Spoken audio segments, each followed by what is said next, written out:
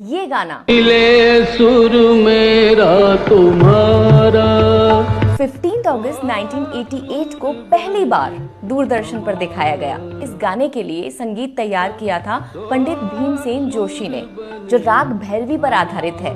गाने के बोल लिखे थे मशहूर एड गुरु पीयूष पांडे ने और ये गाना इन 14 भारतीय भाषाओं में डब हुआ था। ओरिजिनली मेकर्स ने ये गाना सिंगर कविता कृष्णमूर्ति की आवाज में रिकॉर्ड किया था। इस गाने की रिकॉर्डिंग के वक्त लता जी भारत से बाहर थीं। गाने के रिलीज के बस 2 दिन पहले वो मुंबई पहुंची और वे ये मौका छोड़ना नहीं चाहती थीं। वे भारतीय झंडे के पल्लू वाली सफेद साड़ी पहनकर स्टूडियो पहुंची थीं। गाने के शुरुआती दृश्य में पंडित भीमसेन जोशी जिस झरने के पास गाते हुए दिखाई दे रहे हैं, वो खंडाला का वही झरना है जो लिटिल सोप एड से मशहूर हुआ था।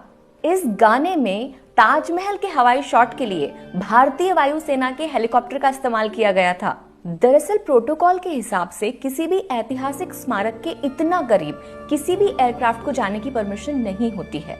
इसीलिए गीत के मेकर्स एयर मार्शल से मिलने आगरा गए। गाने में जो हाथी दिखाई दे रहे हैं, उन्हें केरल के पेरियार नेशनल पार्क में शूट किया गया था।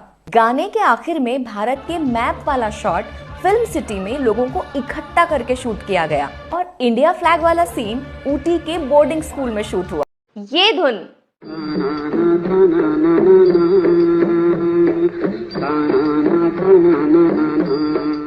ये धुन है popular TV serial Malgudi days की, जिसे पहली बार 1986 में दूरदर्शन पर दिखाया गया। मालगुडी डेज फेमस अंग्रेजी साहित्यकार आर.के. नारायण की शॉर्ट स्टोरीज पर बेस्ड था, जिन्हें उन्होंने 1943 में लिखा था। कई सालों बाद इन मासूम कहानियों को पर्दे पर उतारने का काम किया कन्नड़ के फेमस एक्टर और डायरेक्टर शंकर नाग ने। मालगुडी डेज का सबसे पॉपुलर किरदार स्वामी था, जिसे अपनी शानदार एक्टिंग से जीवंत किया था मास्टर मंजुनाथ ने। स्वामी की मासूमियत और दोस्तों के साथ उसकी शरारत ने मालगुडी डेज को घर घर का चहेता बना दिया था। मंजुनाथ ने कई कन्नड़ फिल्मों में बतौर चाइल्ड आर्टिस्ट काम किया।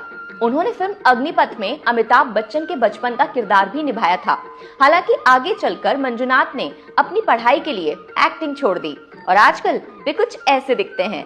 मालगुडी डेज में राजम बने थे रोहित श्रीनाथ, नित्या का किरदार निभाया था देवेन भोजानी ने और मणि बने थे रघुराम सीताराम। स्वामी के पिता की भूमिका निभाई थी गिरीश कर्नाड ने।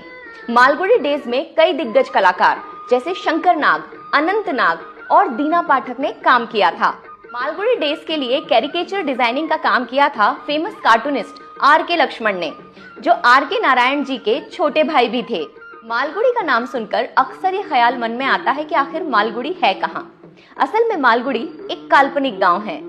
मालगुडी डेज की शूटिंग कर्नाटका के शिमोगा जिले के खूबसूरत गांव अगुम्बे में हुई थी। इस सीरियल में दिखाया गया रेलवे स्टेशन असल में शिमोगा का अरसलू रेलवे स्टेशन था। मजे की बात यह है कि मालगुडी डेज के प्रसिद्ध होने के बाद इंडियन रेलवेज ने अरसलू रेलवे स्टेशन को एक म्यूजियम में कन्वर्ट कर दिया और नाम दिया मालगुडी म्यूजियम। है ना कितनी सुंदर बात। मालगुडी डेज के लिए म्यूजिक कंपोज किया था एल वैद्यनाथ ने। इस सूदिंग म्यूजिक पीस की पॉपुलैरिटी इतनी है कि आज भी कई लोग अपने मोबाइल की रिंगटोन में ये धुन लगाते हैं। मालगुडी डेज हमें उस दौर की याद दिलाता है जब जीवन बहुत ही सिंपल था। आज की जनरेशन के लिए मालगुडी डेज भारतीय जीवन की सादगी और खूबसूरती को समझने का एक बेहतरीन जरिया हो सकता है।